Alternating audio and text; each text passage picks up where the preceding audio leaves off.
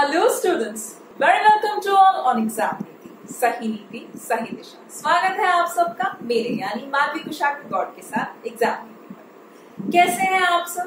भाई बता दीजिए कैसे हैं, क्योंकि हमें लग रहा है कि बहुत टाइम से हम लोग कमेंट बॉक्स में बात नहीं कर रहे।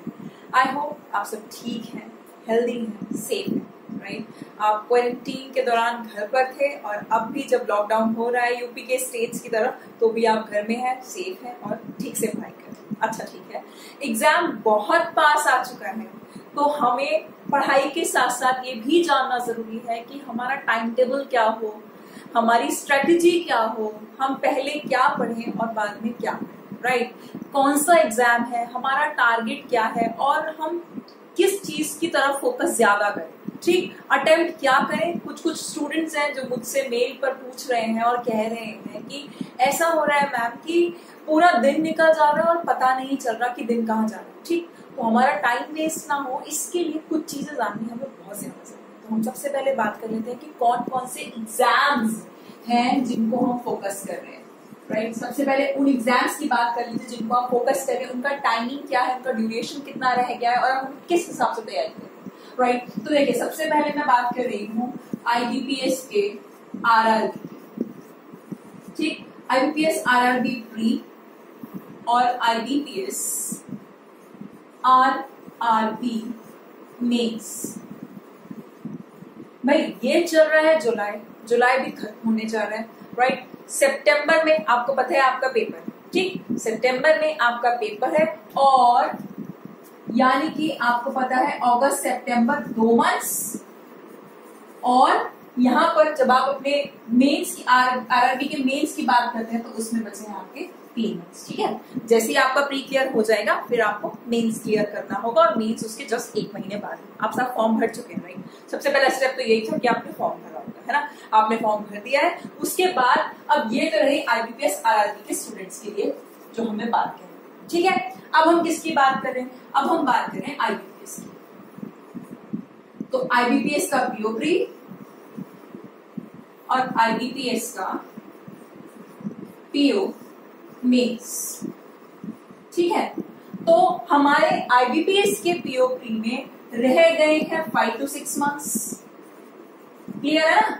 5 to 6 मंथ्स रह गए हैं अब से, क्योंकि अब जुलाई खत्म होने जा रही है, ठीक है। और उसके प्री के क्लियर होने के जस्ट 1.5 महीने बाद आपको देखने के लिए मिलता है मेंस, इसलिए उसमें रह गए हैं 7.5 मंथ्स, यानी कि 7.5 महीना रह गया है। अगर आप तैयारी की बात करते हैं तो 7 मान के चलिए, मैक्स टू मैक्स इतने ही टाइम में आपको तैयारी करनी है IBPS PO मेंस की। अब बात कर लीजिए IBPS के क्लर्क प्री की, ठीक।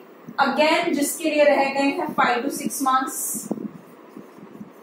अब आप पूछ रहे हैं मैम ड्यूरेशन में आप 5 to 6 क्यों बोल रहे हो? मैं ड्यूरेशन में 5 to 6 इसलिए बोल रही हूँ क्योंकि 6 तो आपको पता है कि आप जब से एग्जाम आपने फॉर्म भरा हुआ है, लेकिन अब जाके जब आप देख रहे हैं कि जुलाई ऑलमोस्ट खत्म होने पर आ गई है, तो अब आपके पास 6 मंथ्स का टाइम नहीं बचा है। ये तब की बात थी जब आपका एग्जामिनेशन आपने फॉर्म भरा ही भरा था, डेट्स आई थी, है ना।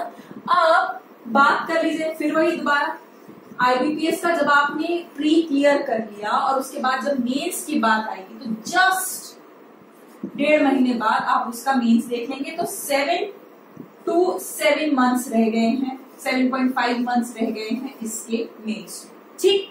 मैं फिर आपको बता दूं, जिन लोगों ने सेशन जस्ट अभी ज्वाइन किया है उनके लिए मैं बता दूं कि देखिए अगर आप IBPS RRB प्री की बात कर रहे थे तो उसके लिए सिर्फ और सिर्फ 2 मंथ्स बचे हैं। आपको पता है सितंबर में पेपर है, ठीक। मिड सितंबर लास्ट सितंबर। अगर आप इसके मेंस की बात करें तो जिस दिन जिन स्टूडेंट्स का प्री क्लियर हो जाएगा उसके जस्ट 1 महीने बाद इसका मेंस का पेपर आएगा, ठीक। अभी हम मिशन IBPS की सीरीज भी लेकर चल रहे हैं, है ना। तो ये तो रही RRB के स्टूडेंट्स के लिए बात। अब हम जब बात करेंगे IBPS की PO की, है ना, तो IBPS PO के बारे में मैं आपको फिर बता देती हूँ। PO का प्री जो है उसमें 5 to 6 मंथ्स बचे हुए हैं, राइट। आपकी तैयारी के लिए, आपकी तैयारी के हिसाब से आप इसके मेंस की बात करें तो जैसे ही आपका प्री क्लियर हो जाएगा उसके जस्ट 1.5 मंथ बाद इसका मेंस आता है, राइट। तो 7.5 मंथ्स बाद आपको इसके लिए देखने को मिलेगा PO का मेंस। अब अगर आप IBPS के क्लर्क की बात करते हैं तो वंस अगेन 5 to 6 मंथ बाद उसका भी एग्जाम है, आपको पता है उसका भी एग्जाम आपको देखने के लिए मिलेगा। और अगेन जिन जिन लोगों का प्री क्लियर हो जाएगा वो लोग मेंस का एग्जाम देंगे। तो 7 मंथ्स to 7.5 मंथ्स हमें नेट बचे हुए हैं RRB के क्लर्क के मेंस को देने के लिए। सबसे पहले हमें ये पता होना बहुत ज्यादा जरूरी है कि किस एग्जाम के लिए हम तैयारी कर रहे हैं और कितना टाइम अब बचा है। ठीक है, क्लियर है, समझ में आ गया?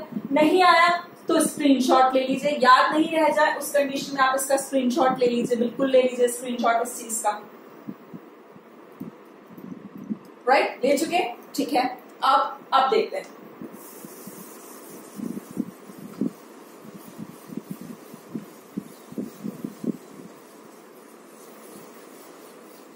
अब बात जो चल रही है वो चल रही है कि किस तरीके से प्रिपरेशन करनी है, क्या पढ़ना है, कौन से सब्जेक्ट को दिन पर कितना टाइम देना है और उसमें कितना समय हम लगाएं, प्लस क्या पढ़ें क्या छोड़ दें, पहले क्या देखें और बाद में क्या। ठीक है, तो चलिए सबसे पहले बात कर लीजिए कि आपके सब्जेक्ट्स कौन कौन से हैं। ठीक है, मैं बात सब्जेक्ट्स की करूंगी, मैं बात स्टार्टिंग में ही स्ट्रेटेजी की नहीं करूंगी। ऐसा नहीं है कि मुझे आपको इंग्लिश पढ़ाना है तो आप सिर्फ और सिर्फ इंग्लिश क्लियर करेंगे तो आपका एग्जाम निकल जाएगा, ऐसा बिल्कुल नहीं है। आपको भी पता है, मुझे भी पता है, और अगर किसी को ये नहीं पता है तो उसको भी पता चल जाना चाहिए कि हर एक सब्जेक्ट इंपॉर्टेंट होता है।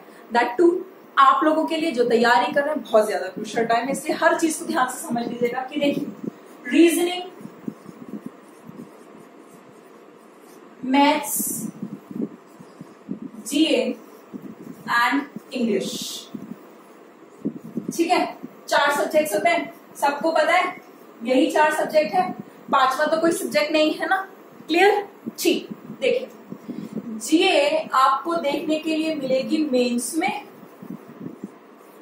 प्री में, IB में। ठीक है, क्यों GA से क्यों बात करी? क्योंकि अभी सबसे पहले हमारा टारगेट है प्री क्लियर करना। भाई प्री क्लियर होगा तभी तो मेंस क्लियर करेंगे ना। ठीक है, तो प्री में तो आनी नहीं है, मेंस में आनी है। मैम जब प्री में आनी ही नहीं है तो तैयार क्यों करें, करना ही क्या है, छोड़ देते हैं मेंस में। ऐसी गलती बहुत स्टूडेंट्स कर चुके हैं, प्लीज मत करिएगा, प्लीज मत करिएगा। अभी से ही कम से कम दिन का आधा घंटा आपको देना ही है GA के लिए। क्या मैम, क्या स्टैटिक फैक्ट्स देखने के लिए मिलेंगे? भाई आपको भी पता है, और अगर नहीं पता है तो जान लीजिए कि बैंकिंग के एग्जाम्स में जनरली स्टैटिक फैक्ट्स नहीं पूछे जाते। जितने भी रीसेंट एक्टिविटीज हैं, जितने भी रीसेंट फैक्ट्स हैं, जितनी भी लेटेस्ट न्यूज है, सब क्वेश्चन उन्हीं में से आएगा। पीछे के 5 से 6 महीनों के अलावा आपसे तीसरी कोई बात नहीं पूछता है। ठीक है, कुछ लोग जिनका अटेम्प्ट करते करते आज 3rd अटेम्प्ट है, या जिन जिन लोगों का 4th अटेम्प्ट है, वो इस बात को बहुत अच्छी तरह से जान चुके हैं और अब वो GA की बहुत ज्यादा टारगेटेड तैयारी कर रहे हैं। तो सो दैट आपका टाइम वेस्ट ना हो और आपको भी दोबारा अटेम्प्ट के लिए कोशिश की तरफ ना जाना पड़े, इसके लिए अभी से स्ट्रैटेजी बनाकर चलिए कि 30 मिनट्स आपको GA के लिए देने हैं। कैसे देने हैं? ऐसे देने हैं कि आपको द हिंदू से एक एडिटोरियल पढ़ना ही पढ़ना है दिन का। ठीक है, मैं ये नहीं कहूंगी कि आपको इसके ऊपर बहुत टाइम देना है, मैं ये नहीं कहूंगी कि आपको पूरे न्यूज़पेपर में लग जाना है, मैं बिल्कुल नहीं कहूंगी, मैं बिल्कुल भी नहीं कहूंगी। लेकिन एक एडिटोरियल आप पूरे दिन में पढ़ सकते हैं, ऐसा प्रॉमिस प्लीज कर दीजिए। ठीक है, और वो एडिटोरियल में आपको यहाँ से सीखने के लिए मिलेगी GA, आपको यहाँ से सीखने के लिए मिलेगी वोकैब्युलरी, और आपको यहाँ से सीखने के लिए मिलेंगे रीडिंग की हैबिट पड़ेगी आपकी, और आपको पैसेज को स्किम करना पता चलेगा कि मैं कितनी स्पीड में पढ़ूं, क्या क्या पढ़ूं, कैसे पढ़ूं कि मुझे पैसेज भी समझ में आ जाए। ठीक है, और मुझे GA भी वहां से क्लियर हो जाए कि पैसेज में क्या बात कही गई है, प्लस मेरी जो वोकैबुलरी है वो भी मुझे कुछ ना कुछ नया वर्ड मिल जाएगा। वो तो आपको सोचना भी नहीं है, आप खुद ही पढ़ते पढ़ते आपको इतने सारे वोकैबुलरी मिल जाएगी कि टाइम आपको पता भी नहीं चलेगा कि वो ½ एन आवर कब निकल गया। लेकिन ½ एन आवर आप मोबाइल में अलार्म लगा लीजिए, इससे ज्यादा मत दीजिए, पर हाफ एन आवर तो दीजिए, ठीक है। उसके बाद अगर आप हेडलाइंस पढ़ पाते हैं तो that is a very good thing, that is very good and that is very crucial for all of you कि आप क्या कीजिए कि जितनी भी जो आपको हेडलाइंस अगर आप उनको पढ़ लेते हैं तो वो जीए आपकी बहुत अच्छे से तैयार करवा देंगे, ठीक है। तो बात हो गई आपकी वोकैबुलरी की कि आपको ये सब पता चल जाएगा, जीए भी मिलेगी, रीडिंग एंड स्किमिंग भी सीख पाएंगे, और यहाँ से आपको एक एडिटोरियल सीखने को मिलेगा, यहाँ से आपकी रीडिंग की हैबिट बढ़ेगी। आप आधे घंटे में कितनी जल्दी पढ़ लें कि आपका वो जो पैसेज है आप पूरा पढ़ भी लें और उसे समझ भी लें, और उसमें आने वाली वोकैबुलरी का मीनिंग भी कहीं ना कहीं समझने की कोशिश करें। फॉर एग्जाम्पल आपको हर वर्ड का मीनिंग नहीं आता, ठीक है, कोई खुदा नहीं है जिसे हर वर्ड का मीनिंग आता हो, मुझे भी नहीं आता, आपको भी नहीं आता, सब है जितने भी वर्ड में लोग, ऐसा नहीं कि सबको हर वर्ड का मीनिंग पता है ना, कोई बात नहीं, लेकिन पढ़ के आप मीनिंग समझने लगे, उसके लिए आपकी रीडिंग हैबिट होना बहुत ज्यादा क्रूशियल है, बहुत ज्यादा जरूरी। इसके लिए आपको एक आर्टिकल दिन में पढ़ना है, कितनी देर लेनी है, 30 to 45 मिनट्स मैक्स, इससे ज्यादा मत दीजिए। क्यों? क्योंकि ये प्री में आएगा, प्री तक आपकी तैयारी अच्छी खासी हो जाएगी, प्री तक आपको टाइम भी बहुत मिल जाएगा, 6-7 महीने अभी है, बहुत अच्छी आपकी जीए भी तैयार हो जाएगी, ठीक है। नेक्स्ट बात करिए रीजनिंग। भाई देखिए, रीजनिंग ऐसा है कि अगर आपकी मैथ्स अच्छी हो गई, दिन में 2 आवर्स दे दिए, ठीक है, थ्योरी तो है नहीं, है ना, कैसा सब्जेक्ट होता है मैथ्स, भाई बताइए, आप मुझे बताइए, आप मुझसे एग्री करते हैं इस बात के लिए कि नहीं, इतना बता दीजिए, क्या थ्योरेटिकल सब्जेक्ट है मैथ्स?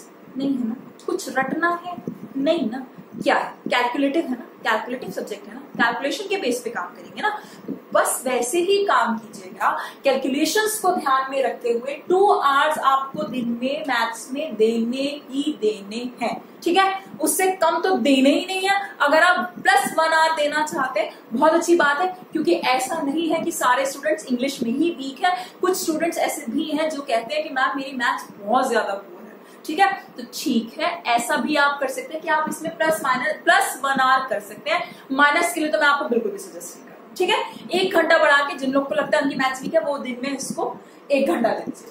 कुछ लोग मैथ्स नहीं बोल के इसको क्वांट भी बोलते हैं, तो क्वांटिटेटिव एप्टीट्यूड भी आपकी मैथ्स ही होती है, उसमें भी आपको मैथ्स है, ठीक है। अब बात आती है रीजनिंग की, तो ये जो रीजनिंग है, जो रीजनिंग एप्टीट्यूड आपका चेक करती है, लॉजिकल एप्टीट्यूड जो आपका चेक करती है रीजनिंग, अगर आपकी मैथ्स ठीक हो गई, अगर आप मैथ्स की तैयारी कर रहे हैं, अगर आपको मैथ्स अच्छी लगने लगी और समझ में आ गई, तो सर मैम रीजनिंग उससे ज्यादा टफ नहीं है। आपकी रीजनिंग मैथ्स से जुड़ी हुई है, जैसे जैसे आपको रीजनिंग समझ में आनी शुरू हो गई, आपकी मैथ्स भी वहीं पर क्लियर हो जाएगी। Am I clear to all of you? जल्दी से बताइए, Am I clear to all of you? अगर आपकी मैथ्स क्लियर हो गई, अगर आपको मैथ्स समझ में आने लगी, अगर आपकी मैथ्स पे कमांड अच्छी हो गई, तो आपकी रीजनिंग भी अच्छी हो जाएगी, आपको रीजनिंग भी अलग से पढ़नी नहीं पड़ेगी, ठीक है, इतनी बात पक्की हो गई, नहीं पढ़नी पड़ेगी आपको। अब 1 to 1.5 आवर आपने रीजनिंग को दे दिया। अब मैम इंग्लिश की भी तो बात करिए, क्यों? क्योंकि सबसे ज्यादा गेम चेंजर है English. When I say game changer, I mean it. मतलब ऐसा नहीं है कि मुझे आपको इंग्लिश पढ़ानी है इसलिए मैं बोल रही हूँ कि इंग्लिश गेम चेंजर है। आप किसी भी स्टूडेंट से बात कर लीजिएगा, उसने आपसे ये जरूर कहा होगा कि इंग्लिश की कट ऑफ 8 to 10 मार्क्स से ज्यादा जाती ही नहीं है। अभी प्री में तो फिर भी बढ़ जाए, मेंस में तो सर बिल्कुल बुरा हाल है, कट ऑफ बढ़ ही नहीं रही है 8 to 10 मार्क्स। तो ऐसा क्या हो गया इस इंग्लिश में कि मैथ्स निकल गई, रीजनिंग निकल गई, जीए भी हो गई, लेकिन इंग्लिश में लोगों की कट ऑफ नहीं वो क्लियर कर पा रहे, 1-2 मार्क्स से वो रह जा रहे हैं। ऐसे मेरे अपने खुद के स्टूडेंट्स हैं और ऐसे अपने खुद के स्टूडेंट्स थे जो कि आज बैंक में प्लेस्ड हैं और जिन्होंने मुझसे ये बात आकर कही थी कि मैम आज ये मेरा 3rd अटेम्प्ट है, ठीक है, हिम्मत नहीं हारी, 3rd अटेम्प्ट में भी उन्होंने क्लियर किया, पर उन्होंने कर लिया, ठीक है। तो जो गलतियां उन्होंने करी, जो गलतियां मैंने दूसरों को करते हुए देखा, मैं चाहती हूँ कि आप उसके ट्रैक में ना फंसे, आप वो गलतियां ना करें, ठीक है, वो गलतियां बिल्कुल अवॉइड कर लीजिए। क्या करें? देखिए, सबसे पहली बात तो जान लीजिए ये इंग्लिश है, दूसरी चीज ये गेम चेंजर सब्जेक्ट है, तीसरी चीज ये थ्योरेटिकल है, ये कैलकुलेटिव नहीं, कैलकुलेशंस नहीं है यहाँ। चौथी चीज इसकी जो कट ऑफ रहती है वो 8 to 10 मार्क्स रहती है, इससे ज्यादा इससे कम। ठीक, क्लियर हो गया। अब मैंने एक स्लोगन दिया था आपको, उसको अपने माइंड में पहले ही बैठा लीजिए। क्या दिया था? अब नहीं भारी इंग्लिश की तैयारी। देखिए मान के चलेंगे ना, अगर मान के चलेंगे कि हार गए तो हार जाएंगे, बिल्कुल हार जाएंगे। और अगर ठान लिया, बिल्कुल पक्के तरीके से ठान लिया कि जीत हमारी है, तो मैं भी देखो कौन आता है आपको रोकने से जीतने के। ठीक, ये दो बातें, मान लिया तो इंग्लिश इजी है, अगर मान लिया तो, और अगर मान लिया कि टफ है तो फिर आपको टफ लगती रहेगी। तो देखिए मैंने पहले ही स्लोगन में आपसे कह दिया था, अब नहीं भारी इंग्लिश की तैयारी। बना लीजिए इस बात को अपना मूल मंत्र, बिल्कुल बना लीजिए। आप जिस भी टीचर से पढ़ते हो, जिस भी चैनल को फॉलो करते हो, जो भी चीज आप रखते हो, लेकिन मन में एक मूल मंत्र रखिएगा, आप नहीं भारी इंग्लिश की तैयारी। ठीक है, अब देखिए, अब क्या है, इंग्लिश गेम चेंजर है, 8 to 10 मार्क्स कट ऑफ है, तो इसकी तैयारी में हमें क्या करना है? देखिए दिन में कम से कम आपको 4 hours to 4.5 hours इंग्लिश को देने ही देने हैं। Am I clear? Am I clear? मेरी बात क्लियर हो रही है आप सबको? क्या कि इंग्लिश में आपको दिन में 4 घंटे से 4.5 घंटे देने ही देने हैं, इससे ज्यादा मत दीजिए। मैं खुद बोल रही हूं मत दीजिए, क्योंकि आपके बाकी सब्जेक्ट्स भी हैं। ठीक है, अब देखिए आप क्या क्या चीजें हैं जो इंग्लिश में आपको देखने के लिए मिलेंगी। तो देखिए मैं आपको बता दूं, ग्रामर, ठीक, आपको देखने के लिए मिलेगा रीडिंग का पार्ट, जो आपको तैयार करना है वो रीडिंग सेक्शन, ग्रामर है, रीडिंग सेक्शन। अगला सेक्शन जो है वो क्या है, सबसे ज्यादा इंपॉर्टेंट है, वोकैब्युलरी सेक्शन। ठीक है, क्या है भाई? Vocabulary section. अब ऐसा तो है नहीं कि आपने प्री क्लियर कर लिया, आपने मेंस भी क्लियर कर लिया और फिर आपको ज्वाइनिंग मिल गई, ऐसा तो नहीं है ना। क्या होता है, इंटरव्यू भी होता है और जीडी भी होता है ना। इंटरव्यू भी होता है, जीडी भी होता है, तो वहां आपको क्या देखने के लिए मिलता है? वहां आपको देखने के लिए मिलता है डिस्क्रिप्टिव सेक्शन। मैं एसबीआई की बात कर रही हूँ, डिस्क्रिप्टिव राइटिंग का सेक्शन वहां आता है। और ऐसा नहीं है सिर्फ बैंक वाले स्टूडेंट्स की बात चल रही है, यूपीएससी वाले बच्चों को क्या उनको लिखना नहीं पड़ता पेपर, उनको भी डिस्क्रिप्टिव लिखना पड़ता है। ठीक है, उनके लिए भी जब पेपर 2 होता है तो उनको लिखना पड़ता है यूपीएससी में। तो कैसे लिखिएगा अगर पता ही नहीं होगा, तो कि लिखा कैसे जाता है, इससे किस तरह से लेटर को फ्रेम किया जाता है, कैसे लिखिएगा? तो लिखना तो पड़ेगा, सीखना तो पड़ेगा। प्रेसी writing, report writing, essay writing, descriptive तो भाई सीखना पड़ेगा, राइट। वहां से बात आती है नए चैनल की, नई बात, एक नया जो आपका पार्ट बनता है वो होता है डिस्क्रिप्टिव का पार्ट। ठीक, और लास्ट पार्ट, लेकिन सबसे ज्यादा इंपॉर्टेंट पार्ट क्या, प्रैक्टिस सेट क्वेश्चंस। लास्ट बात है, लेकिन सबसे ज्यादा इंपॉर्टेंट बात है कि प्रैक्टिस सेट क्वेश्चंस नहीं किए तो बहुत मन में उथल पुथल और बहुत ज्यादा व्यथा रहती है कि अभी पेपर में हमने कुछ नहीं किया, we are not ready for the examination, we are not ready for the examination. ठीक, ऐसा लगता है अगर प्रैक्टिस सेट क्वेश्चंस की तैयारी नहीं की। अब देखिए ध्यान से सुनिएगा, ग्रामर में बेसिक अगर आपके रूल्स आपको पता है, शॉर्ट रूल्स के तो मैं 2 वीडियो निकाल चुकी हूँ, है ना, शॉर्ट रूल्स के मैं 2 वीडियोस निकाल चुकी हूँ और आगे भी वीडियोस निकालती रहूंगी, है ना। तो शॉर्ट रूल्स के अलावा जितने भी आपको बेसिक रूल्स मिल रहे हैं, जैसे भी रूल्स हैं, जितने भी ग्रामर में रूल्स है, बहुत ज्यादा तो रूल्स है नहीं भाई, देखिए वही 100-150 रूल्स के अंदर पूरी इंग्लिश समाई हुई है। जब आप बैंकिंग की तैयारी करते हैं, एसएससी की तैयारी करते हैं, यूपीएससी की तैयारी करते हैं, तो इंग्लिश में तो इससे ज्यादा बाहर का कुछ आता नहीं। ठीक है, आपको सब्जेक्ट का मास्टर्स नहीं बनना है, लेकिन आपको सब्जेक्ट में कमांड इतनी रख लेनी है कि बस मेरा एग्जाम क्लियर हो जाए। ठीक है, तो उसके लिए 100-150 रूल से बाहर तो ये रूल्स है नहीं, ये पढ़ने हैं आपको ग्रामर। ठीक है, दूसरी चीज ग्रामर के अलावा रीडिंग सेक्शन। रीडिंग सेक्शन क्यों पढ़ना है? देखिए रीडिंग सेक्शन में तो आपको चाहिए एडिटोरियल, किस न्यूज़पेपर का? द हिंदू का। क्यों? अगर आपको द हिंदू नहीं मिलता है ना, तो टाइम्स ऑफ इंडिया नहीं पढ़ना। क्यों? क्योंकि टाइम्स ऑफ इंडिया पढ़कर अगर आप 15% सीखते हैं तो 85% आप इसका द हिंदू का एक एडिटोरियल पढ़ के सीख लेते हैं। फिर भी अगर कुछ स्टूडेंट्स के घर में द हिंदू नहीं आता, भाई मैं उसकी स्पॉन्सर तो है ना। तो अगर कुछ लोगों के घर में द हिंदू बिल्कुल भी अवेलेबल नहीं है या उनके आसपास की लोकेलिटी में बिल्कुल भी अवेलेबल नहीं है तो वो लोग द इंडियन एक्सप्रेस पढ़ सकते हैं, ठीक है। इंडियन एक्सप्रेस की भी वोकैबुलरी और उसके भी आर्टिकल्स बहुत अच्छे होते हैं। मैं ये तो नहीं कहूंगी एकदम इक्विवेलेंट होते हैं हिंदू के, लेकिन बहुत अच्छे होते हैं और आपके एग्जामिनेशन पॉइंट ऑफ व्यू से अच्छे होते हैं, बढ़िया होते हैं, आप उससे तैयारी कर सकते हैं। लेकिन मैं टाइम्स ऑफ इंडिया सजेस्ट नहीं करूंगी। अब ignore two times of India. Next देखिए, अब बात आ रही है वोकैबुलरी सेक्शन। वोकैबुलरी के लिए सर मैं वीडियोस निकालती रहूंगी जब तक आपकी 4 to 5,000 वोकैबुलरी वर्ड्स प्रिपेयर नहीं हो जाते ना मैं चैनल से बैठूंगी ना बैठूंगी, इतना तो पक्का प्रॉमिस है, ठीक है।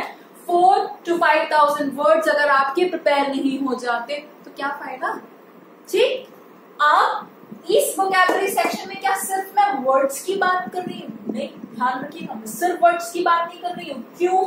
क्योंकि वर्ड्स में आपको देखने के लिए मिलेंगे फ्रेजल वर्ब, है ना, बहुत सारे इंपॉर्टेंट है, हर जगह मिलेंगे, रीडिंग कॉम्प्रिहेंशन में भी मिलेंगे, क्लोज टेस्ट में भी मिलेंगे, अंदर एरर्स में भी होंगे, एरर्स भी उनके ऊपर बेस्ड होंगी और बहुत सारे टॉपिक्स ऐसे होंगे जब आप मैच द कॉलम भी बना रहे होंगे ना, मैच द कॉलम, तो वहां पे भी फ्रेजल वर्ब का एक पार्ट इधर, एक पार्ट सेक्शन बी में होगा, कॉलम बी में होगा, तब क्या करिएगा, जब मीनिंग ही नहीं समझ में आएगा तो क्या कीजिएगा, ठीक। तो इसलिए फ्रेजल वर्ब बहुत ज्यादा इंपॉर्टेंट।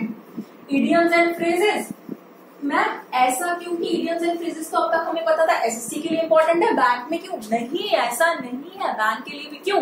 देखिए मैं आपको बात बताती हूँ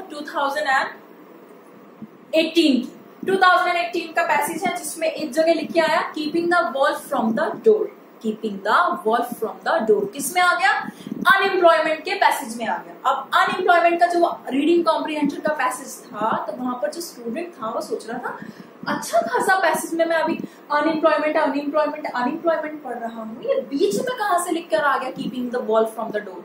तो ये एक मुहावरा होता है, एक इडियम होता है जिसका मतलब होता है भूखमरी को या भूखे की कंडीशन को अपने घर से दूर रखना, ठीक, और अपने घर में सर्वाइवल के मीन्स को रखना, मतलब जैसे तैसे करके अपना गुजारा बसारा कर लेना, भूखे मरने की स्थिति को न आने देना, keeping the wall from the door, दूर रखना अपने आप से, ठीक। इडियम था तो अगर जिन स्टूडेंट्स को इसका मीनिंग पता था उनसे वोकैब में भी निकल गया, अगर फ्रेजल वर्ब में भी कोई वर्ड देके उसका सिनोनिम पूछा था तो उनसे भी वोकैब में भी निकल गया, जिनको नहीं पता था उनका नहीं निकला, ठीक। तो इसलिए इस हिसाब से बहुत ज्यादा इंपॉर्टेंट है।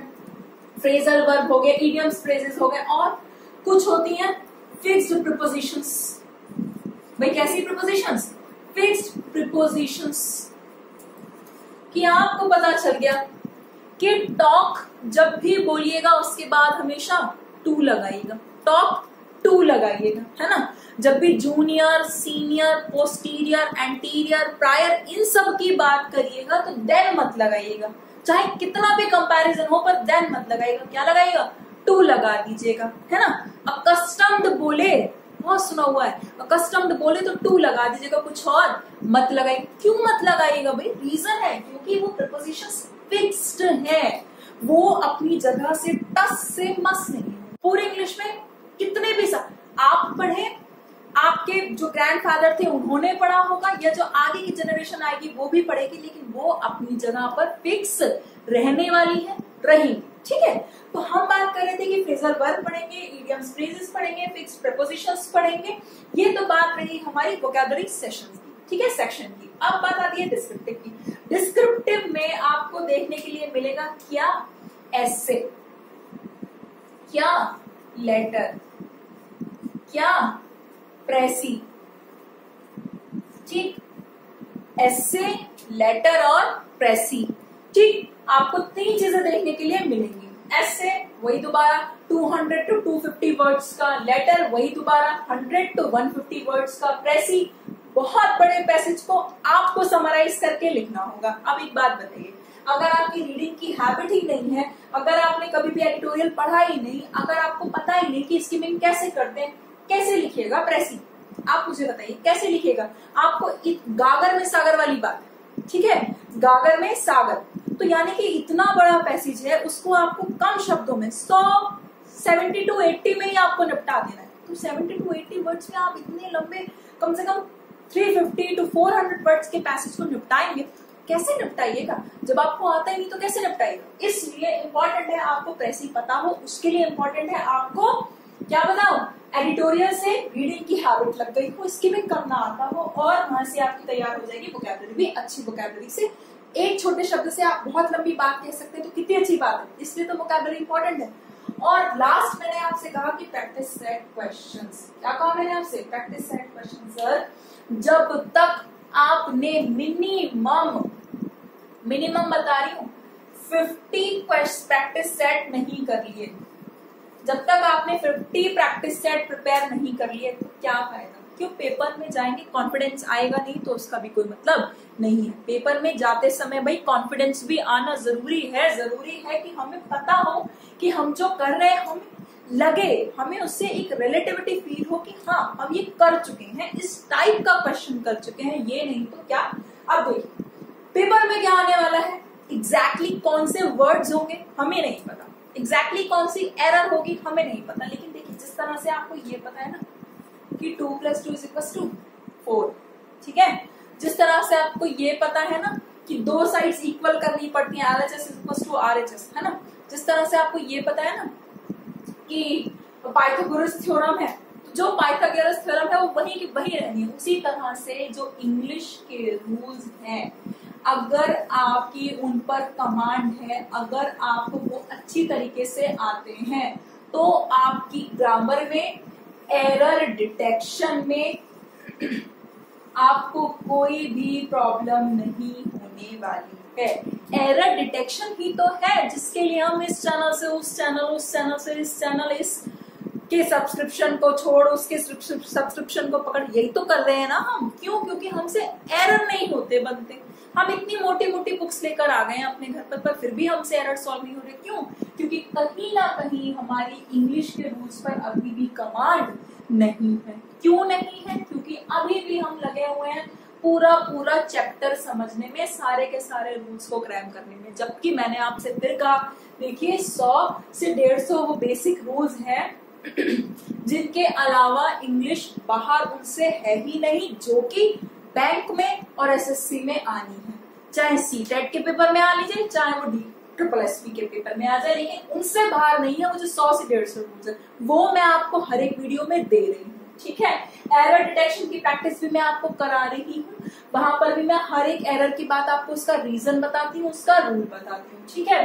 रीडिंग की बात मैंने आपसे कही, तो सर बहुत जल्दी हम द हिंदू का सेशन आपके सामने लेकर आने वाले हैं, बहुत जल्दी द हिंदू का सेशन। कोई बात नहीं, जब तक नहीं आ रहा तब तक आप द हिंदू पढ़ना शुरू तो कीजिए, हैबिट तो डालिए, ठीक। फिर वोकैबुलरी भी मैंने लानी शुरू कर दी है, और जब द हिंदू शुरू हो जाएगा तो वोकैबुलरी भी आनी शुरू हो जाएगी, पर फिर भी साइमल्टेनियसली मैं डेली कुछ ना कुछ नई वोकैबुलरी आपके लिए लाती रहूंगी, ठीक है। तो हमने बात करी कि हमारे पास इंपॉर्टेंट सेक्शन है इंग्लिश में, ग्रामर का, रीडिंग का, वोकैबुलरी का, डिस्क्रिप्टिव का, प्रैक्टिस सेट क्वेश्चंस का।